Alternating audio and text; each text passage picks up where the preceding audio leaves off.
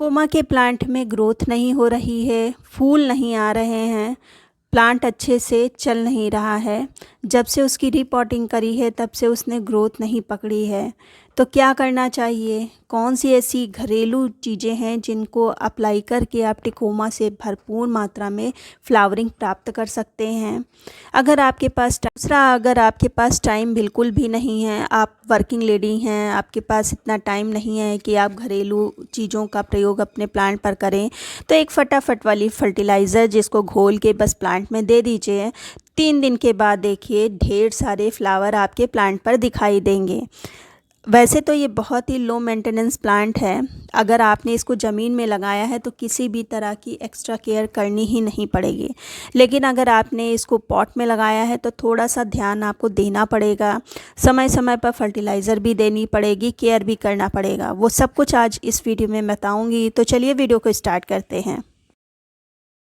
Coma एक permanent plant है, साल भर हरा भरा रहने वाला ये प्लांट दिसंबर जनवरी में थोड़ा सा डॉर्मेंट हो जाता है, अपनी पत्तियां झाड़ देता है। बिल्कुल ऐसा लगता है प्लांट गया। लेकिन जैसे ही थोड़ा सा मौसम खुलने लगता है, धूप निकलने लगती है, तो इसकी रीपॉटिंग आप अगर करते हैं तो फिर से इसमें नई जान आ जाती है, नई नई पत्तियां निकलने लगती हैं। जैसे कि आप मेरे प्लांट देखिए, अभी तो आपको फ्लावर बहुत ही कम लग रहे होंगे। एक समय तो ऐसा था कि ये जो रेड कलर के फ्लावर पूरे ढके हुए थे, ग्रीन कलर ही नहीं दिख रहा था। बहुत ही सुंदर प्लांट लग रहा था। लेकिन इस समय आंधी और पानी बहुत ही ज़्यादा आ रहे हैं तो सब फ्लावर झड़ गए। वीडियो मैं बना नहीं पाई, तो मैंने सोचा अब जब 4-5 फ्लावर बचे हैं तभी मैं वीडियो बना लेती हूँ। तो मैंने किस तरह से इससे फ्लावर प्राप्त किए और कैसे इतना घना प्लांट बनाया। तो सबसे पहली बात है कि जब फरवरी में इसकी रीपॉटिंग मैंने की थी, तब मैंने मिट्टी में, जैसे कि सभी प्लांट की मिट्टी बनाई जाती है, उसमें फर्टिलाइज़र और रेत की मात्रा मिलाई थी। क्योंकि पॉट में जब हम लगाते हैं तो मिट्टी थोड़ी सी भुरभुरी होनी चाहिए। कीचड़ वाली मिट्टी में कोई भी प्लांट की रूट सर्वाइव नहीं कर पाती है। इसलिए इसकी मिट्टी मैंने थोड़ी सी मतलब अच्छी बनाई थी, जिससे कि बार बार फर्टिलाइज़र देने का झंझट नहीं रहता है।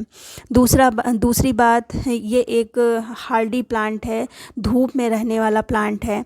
तो अगर आपने इसको ग्रीन नेट में लगा रखा है, ग्रीन नेट के नीचे रखा है, तो बिल्कुल भी मत रखिए, इसको फुल सनलाइट में रखिए। यही तो बात है इसमें। और सारे प्लांट इतनी तेज़ गर्मी में झुलसने लगते हैं, लेकिन इतनी तेज़ गर्मी में ये भर के फ्लावरिंग करता है।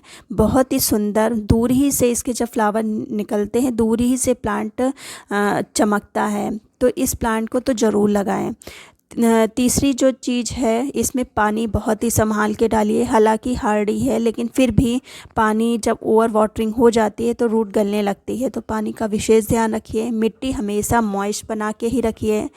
और लास्ट में जो मैंने फर्टिलाइज़र डाला उसके बारे में बता रही हूँ। मैं 2 तरह के फर्टिलाइज़र बताऊँगी। एक टोटली घरेलू है, जिसका आप घर में बना के प्रयोग कर सकते हैं। दूसरा केमिकल है, जिसको घोल के तुरंत पानी मतलब मिट्टी में डाल सकते हैं, आपको फटाफट वाला रिज़ल्ट मिलेगा।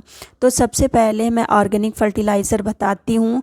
तो सबसे पहले तो मैं इसके प्लांट की थोड़ी सी गुड़ाई कर लेती हूँ, क्योंकि रिपोर्टिंग के बाद मैंने इसमें हाथ तो लगाया नहीं है, तो खरपतवार सब हटा लेना है।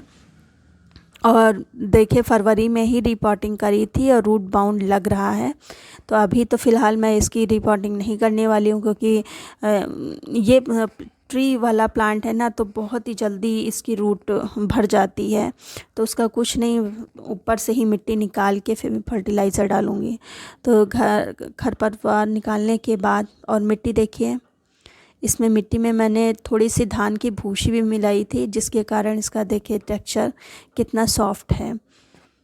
धान की भूसी अभी भी डिकम्पोस्ट नहीं हुई है, क्योंकि धान वो जो है इतनी जल्दी डिकम्पोस्ट नहीं होती है। तो देखिए, और मिट्टी की अच्छे से गुड़ाई करने के बाद थोड़ा सा हम ऊपर चढ़ा लेंगे इसको इस तरह से। अब जो सबसे पहली फर्टिलाइज़र डालेंगे वो कंपोस्ट होगी। तो लीफ कंपोस्ट भी डाल सकते हैं, काऊ डंग भी डाल सकते हैं और वर्मी कंपोस्ट भी डाल सकते हैं। ये तो देखिए बेसिक चीज़ है, अगर 5-6 प्लांट हैं आपके पास तो ये चीज़ तो होगी ही आपके पास। अगर बाई चांस ये नहीं है तो आप जो चाय की पत्ती होती है उसको भी अप्लाई कर सकते हैं।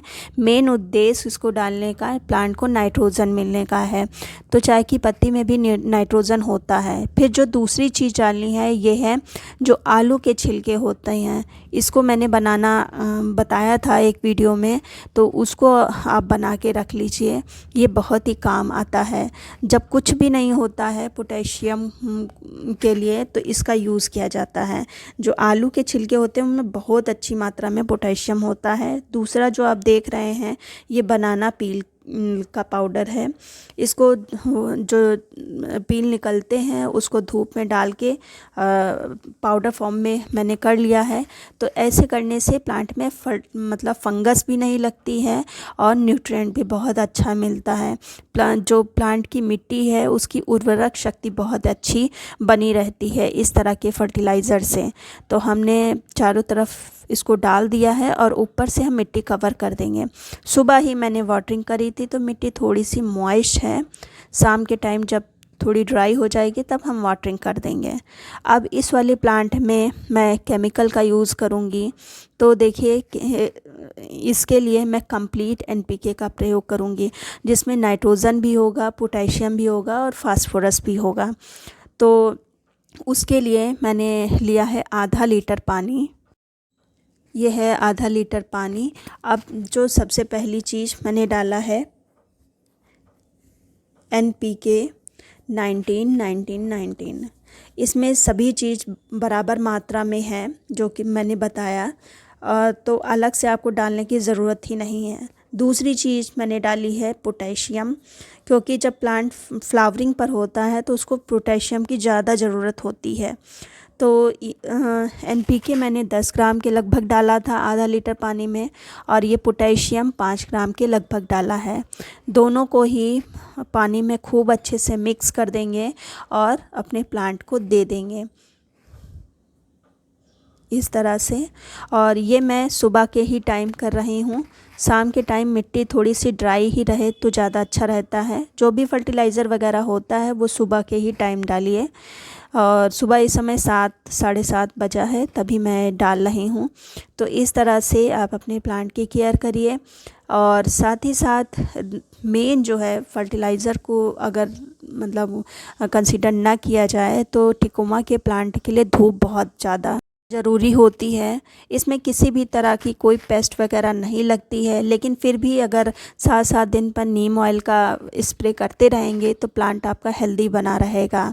कभी कभी फंगस के कारण प्लांट ख़राब होने लगता है। तो इस तरह से आप अपने प्लांट की केयर करिए, आपका प्लांट हेल्दी